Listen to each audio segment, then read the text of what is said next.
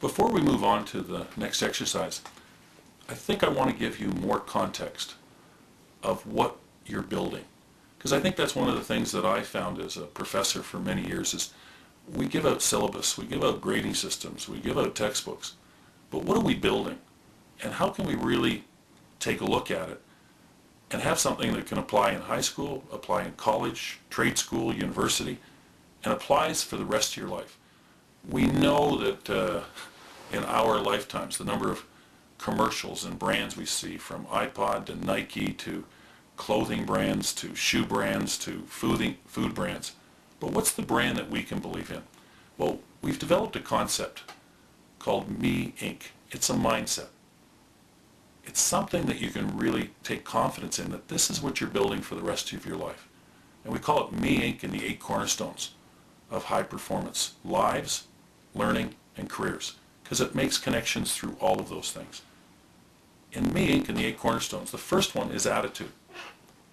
And we know that part of this exercise, of what we're doing with this program, is to really focus in on dropping our baggage of learning in the past, of taking a look at the opportunities that are ahead of us, and taking a look at this as professional and training learning for the rest of your life, not just chasing a grade.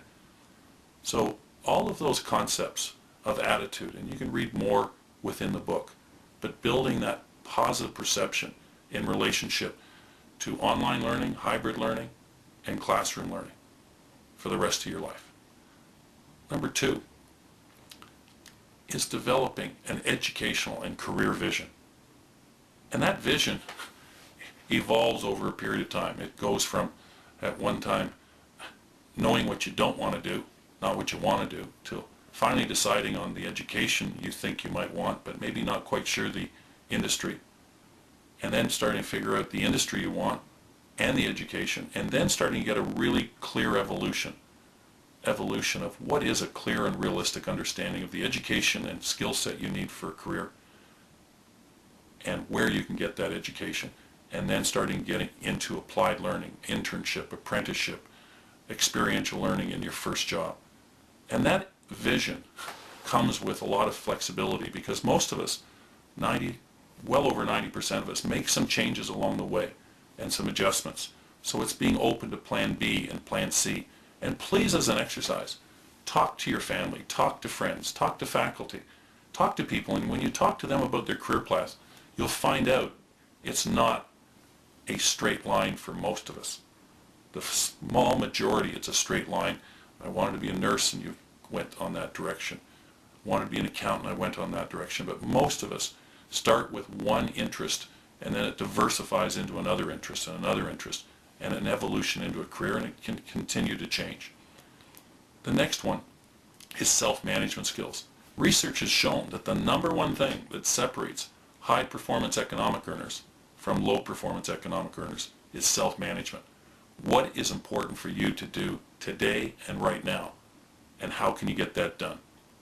The next one is fundamental learning skills, the teamwork skills, the thinking skills, the writing skills, and the critical thinking skills. But fundamental learning, reading, writing, comprehension. And then we move into workplace skills. And about 60 to 70% of that is common to everybody. The computer skills, the teamwork skills, and taking a look at all of the things that are common to every profession. But eventually you've got to have a workplace set of skills for whatever that industry is. And that's when you decide what industry you're going to focus on and major. Then you move into contacts. Well, some of the key contacts you're going to develop are right now.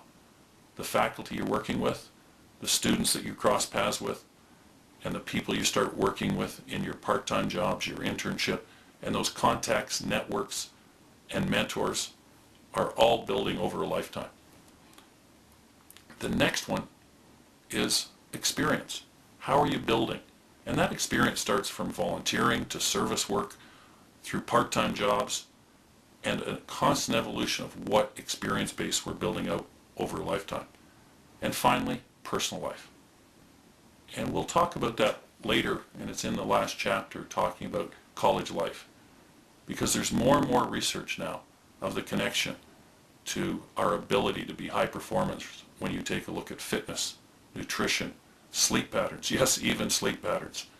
And when you talk to people who are really looking at maximizing what they can do every day, they look at all the contributions of what they're doing physically, emotionally, and spiritually, of what you need to build in your personal life. So those 8 cornerstones, so if you actually look at them, only 2 of them you're going to get a grade on while you're at college and university or trade school.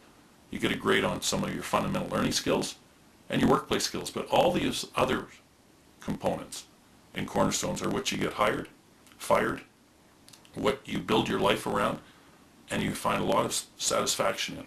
So those 8 cornerstones are very much fundamental to this book, and I think they can be fundamental for you developing confidence, of developing a mindset of something that you're using.